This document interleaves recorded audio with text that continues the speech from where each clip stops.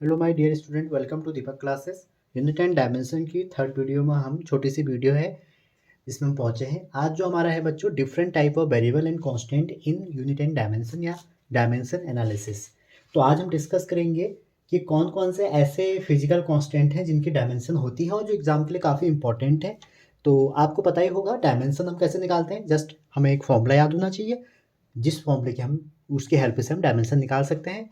तो वो क्या क्या क्वांटिटी हैं जो आपको याद होनी चाहिए, जो आपके जेई में, नीट में, सीयू सेट में, वेल्लोर में, बिट्स पिलानी में, अदर कोई भी एग्जाम में काम आते हैं। ठीक है, मेन टारगेट हमारा यहाँ पे जेई मेन को लेके है। कभी कभी यहाँ से डायरेक्ट क्वेश्चन आ जाता है। तो बच्चों, पहला इसमें मैं आपको ये बता दूं कि डिफरेंट टाइप ऑफ वेरिएबल क्या होते हैं। जैसे मैं आपको बताऊं, फर्स्ट टाइप जो होता है आपका, वो होता है डायमेंशनल। क्या होता है? Dimensional variable. ठीक है, चार टाइप की हमने क्वांटिटी यहाँ पे डिफाइन की। डायमेंशनल वेरिएबल, तो डायमेंशनल वेरिएबल वो होते हैं बच्चों जिनके पास डायमेंशन भी होगी, यूनिट भी होगी। ठीक है।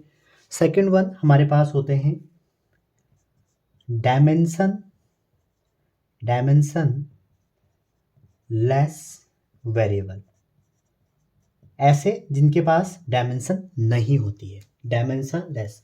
तो ऐसी क्वांटिटी होती है बच्चों जो हमारे जिनकी डायमेंशन नहीं होती है। ठीक है, और जिनकी वैल्यू जो है वो वेरिएबल होती है। ठीक है, वैल्यू क्या होंगी? वेरिएबल होंगी। ठीक। थर्ड वन क्या है बच्चों? थर्ड वन है डायमेंशनल कांस्टेंट, जिस पे आज वीडियो है, dimensional constant.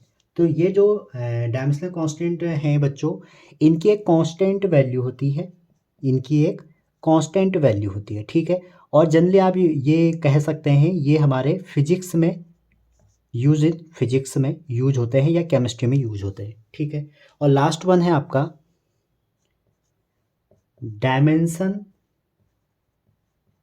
Dimension less constant. ठीक है बच्चों, और ये जो लास्ट वाला है डायमेंशन लेस कांस्टेंट, इसमें क्या होते हैं? इनकी कोई डायमेंशन नहीं होती है, ये हमारे प्योर नंबर होते हैं, प्योर नंबर। जैसे आपको मैं बताऊं पाई। ठीक है, जैसे आपको मैं बता दूं पाई के अलावा कोई ट्रिग्नोमेट्रिक रेशियो। ठीक है, जैसे मैं आपको डिस्कस करूं एक्सपोनेंशियल ई। ठीक है, और बहुत सारे हो सकते हैं, 1 2 3 4 5। तो ऐसे नंबर जिनके हमारी डायमेंशन नहीं होती है, जो प्योर नंबर है, उनको बोलते हैं डायमेंशन लेस कांस्टेंट। ठीक है, एक होते हैं डायमेंशनल कांस्टेंट जो हमारे फिजिक्स में यूज होते हैं। जैसे आपने सुना होगा प्लैंक कांस्टेंट, जैसे आपने सुना होगा केमिस्ट्री में गैस कांस्टेंट, जैसे आपने सुना होगा बच्चों ग्रेविटेशनल कांस्टेंट। ठीक है, एंड सो मैनी। ठीक है, तो हम इसको अभी कर सकते हैं।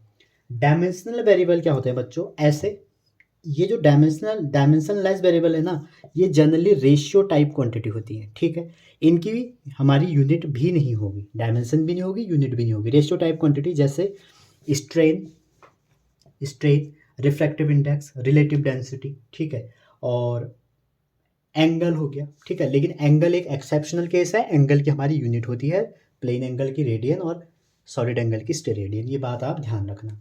और डायमेंशनल वेरिएबल तो वो जिनकी यूनिट और डायमेंशन दोनों होती है, जैसे लेंथ, मास, एरिया, टाइम। ठीक है, तो हमारा जो मेन वीडियो है आज वो इस पे है। तो ऐसे कौन कौन से डायमेंशनल कांस्टेंट हैं जो हमारे फिजिक्स में यूज होते हैं, जिसमें पहला है, देखते हैं क्या है। पहला जो है बच्चों वो है प्लैंक कांस्टेंट। प्लैंक कांस्टेंट, तो प्लैंक कांस्टेंट की डायमेंशन क्या होती है ये आपको देखना है। एच से हम इसको शो करते हैं। तो बच्चों जो प्लैंक कांस्टेंट है, प्लैंक कांस्टेंट की डायमेंशन आपको बस फॉर्मूला याद होना चाहिए, इक्वल टू एच न्यू मतलब फ्रिक्वेंसी है यहाँ पे। तो एच यहाँ से निकाल सकते हो आप, ई एनर्जी है और न्यू क्या है? फ्रिक्वेंसी। ठीक है, तो जैसे ही आप प्लैंक कांस्टेंट में वैल्यू रखेंगे, एनर्जी की मैंने लास्ट वीडियो में आपको बताई थी, और चाहे तो आप निकाल सकते हैं ml/t-2, और फ्रीक्वेंसी की होती है टी इनवर्स। तो जैसे ही आप वैल्यू रखेंगे तो आपको क्या मिलेगा? ml/t-1। ठीक है, ये हमारी इसकी डायमेंशन होगी प्लैंक कांस्टेंट की। मैंने आपको ये भी बताया था प्लैंक कांस्टेंट की जो डायमेंशन होती है वो आपकी एंगुलर मोमेंटम के बराबर होती है। ठीक है, अगर आपको प्लैंक कांस्टेंट का याद नहीं आ रहा है तो एंगुलर मोमेंटम का फॉर्मूला mvr से निकाल सकते हैं। ठीक है बच्चों। सेकंड है हमारा, सेकंड जो हमारी क्वांटिटी है, जो डायमेंशनल क्वांटिटी है सेकंड, वो है universal gas constant. Universal gas constant. तो ये ऐसी क्वांटिटी है जो जिसकी वैल्यू एक फिक्स है, और ये हम कहाँ से निकालते हैं बच्चों, अपने रिलेशन, आपको रिलेशन पता होना चाहिए, मेरा आपको इसको रटाने का कोई उद्देश्य नहीं है, बस रिमाइंड कराना है कि फॉर्मूला आपको क्या ध्यान में रखना है, जिससे आप, अच्छा एन नंबर ऑफ सब्सटेंस है, नंबर ऑफ मोल कह सकते हैं, तो r equal to n t. ठीक है, तो यहाँ से आप इसको निकालें। एन यहाँ पर जो है डायमेंशनलेस नहीं होगा, क्योंकि एन जो है मोल को दिखाता है। तो पी प्रेशर की रखिए आप, प्रेशर की क्या होती है ml-1 T-2, वॉल्यूम की रखिए L3, एन की रखोगे मोल, टी तो आपका टेम्परेचर है, टेम्परेचर की केल्विन। तो इसका जब आप सॉल्व करेंगे तो आपको निकल के आएगी ml2 T-2 K-1 और मोल -1। ठीक है, ये हमारे यूनिवर्सल गैस कांस्टेंट की बच्चों डायमेंशन होती है, ये आपको ध्यान में रखना है। और याद करें, कल मैंने आपको बताया था कि जो हमारा MLT गैस कांस्टेंट है आर, इसकी डायमेंशन किसके बराबर होती थी, ये मैंने आपको कल बताया था। आप वहाँ से अगर रिलेट करें तो एक अपनी टेबल बना सकते हो, जिससे आपके 2 वीडियो का काम एक वीडियो में हो जाए और आप जल्दी से उसको रिकॉल कर लें। तो आप 1 मिनट देख सकते हैं और बताइए कि किससे वो, इसकी वैल्यू किसके बराबर होगी। ठीक है, ध्यान दीजिए। अगर मैं आपको बताऊं, जो आपका स्पेसिफिक ये है, इसके लिए हमने कोई ऐसा टर्म यूज़ नहीं किया था, कल वाले में हमने इसके लिए कोई ऐसा टर्म यूज़ नहीं किया था, तो ऐसा शायद कोई गैस कांस्टेंट नहीं, इसके लिए कुछ नहीं होगा। ठीक है, अगर नॉर्मली गैस कांस्टेंट होगा तब वो एंट्रोपी के बराबर होता है। ठीक है, तीसरा जो हमारी क्वांटिटी है बच्चों, तीसरी क्वांटिटी है हमारी ग्रेविटेशनल कांस्टेंट। ग्रेविटेशनल कांस्टेंट, तो ग्रेविटेशनल कांस्टेंट जी, इनकी वैल्यू आप देख सकते हो, और जी को आप किससे निकाल सकते हैं, आप निकाल सकते हैं बच्चों F equal to ji m1m2/r²। यहाँ से आप रीअरेंज कर लीजिए, यहाँ से आप जी की वैल्यू निकाल सकते हैं। और जी जो है यूनिवर्सल ग्रेविटेशनल कांस्टेंट है, और जिसकी जो वैल्यू होगी वो कितनी होगी, निकाल लीजिए यहाँ से। तो इसकी वैल्यू आती है m, और ये सॉल्व करोगे तो आ जाएगा m इनवर्स L3T-2। ये आपकी थर्ड जो ऐसा है जिसका बार बार पूछा जाता है। फोर्थ आपसे पूछें, अगर फोर्थ है, जैसे आपसे पूछा जाए एप्सिलॉन नॉट या म्यू नॉट, एक को परमिटिविटी इन फ्री स्पेस बोलते हैं, इसको परमिबिलिटी इन फ्री स्पेस बोलते हैं।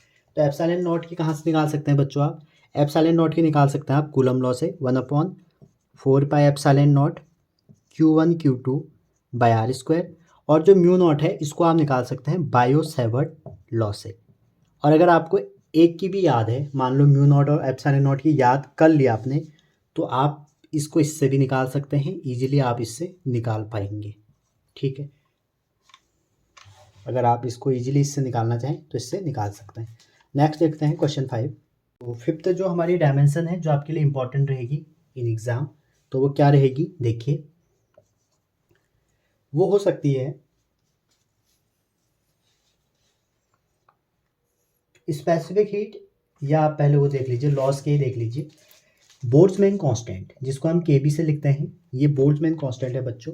इसका जो फॉर्मूला होता है वो आपको पता होना चाहिए, एनर्जी ओवर टेम्परेचर।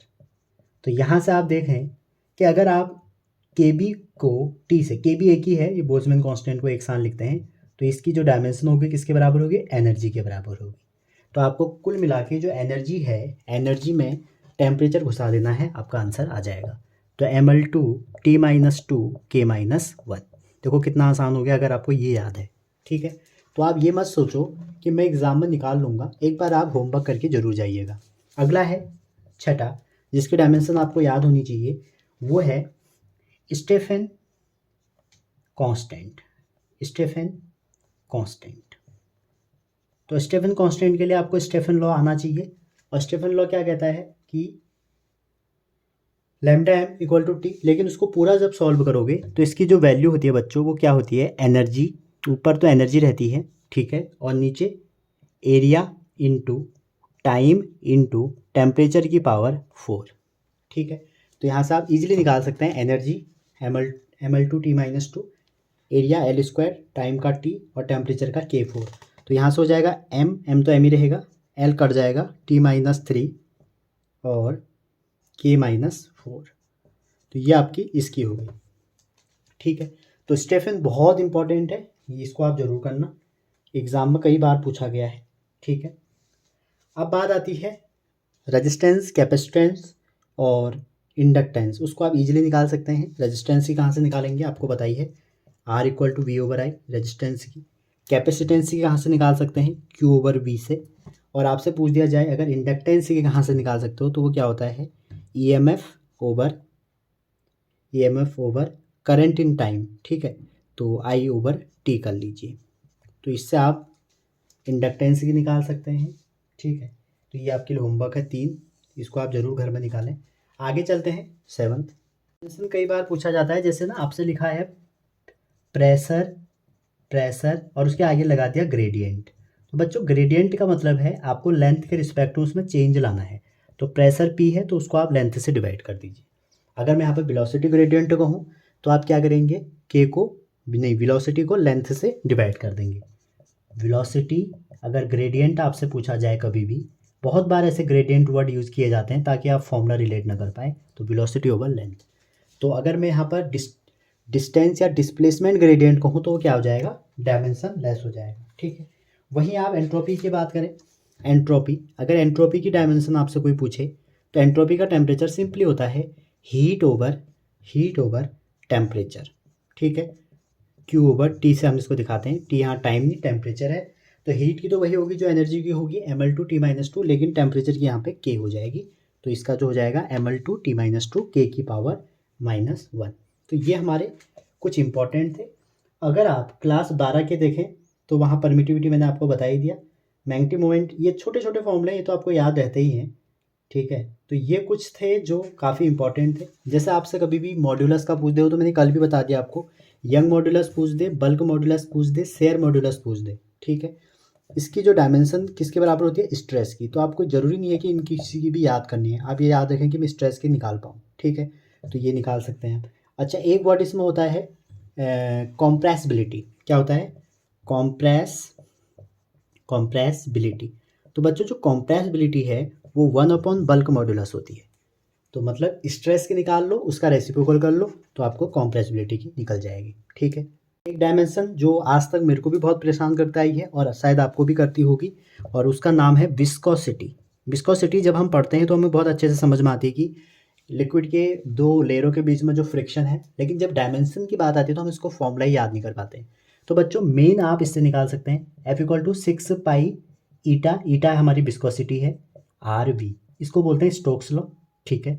और अगर आपको फॉर्मूला ही देखना है तो होता है स्ट्रेस ओवर वेलोसिटी ग्रेडियंट। आपकी मर्जी, आप किसी से भी कर लीजिए, एक ही आंसर आएगा, ठीक है। तो स्ट्रेस ओवर वेलोसिटी ग्रेडियंट कर लीजिए या आप इससे कर लीजिए, तो आपको कभी भी ऐसा नहीं होगा कि विस्कोसिटी की डायमेंशन नहीं आएगी। वहीं सरफेस टेंशन आता है तो वो क्या है, फोर्स पर यूनिट लेंथ। अगर प्रेशर आएगा फोर्स पर यूनिट एरिया, अगर स्ट्रेस आएगा force per unit area. Per unit normal area होता है, बस मैं आपको फॉर्मूला बता रहा हूँ, F/A, ठीक है। अच्छा, पोटेंशियल आपको पता ही है, पोटेंशियल क्या होता है, W/Q। ये तो बेसिक फॉर्मूला है, ये सबको याद होंगे। सब फोर्स अगर कोई पूछेगा तो फोर्स का सबको याद होगा, ठीक है। तो आप कुछ PYQ करते हैं। और एक चीज़ और बता दूं लास्ट में, जो हमारा प्लैंक कांस्टेंट है बच्चों, और जो स्पीड ऑफ लाइट है, जो ग्रेविटेशनल कांस्टेंट है, इन तीनों को फंडामेंटल कांस्टेंट भी बोलते हैं। फंडामेंटल कांस्टेंट, क्या पता कहीं पूछ दिया जाए, फंडामेंटल कांस्टेंट इन फिजिक्स, ठीक है।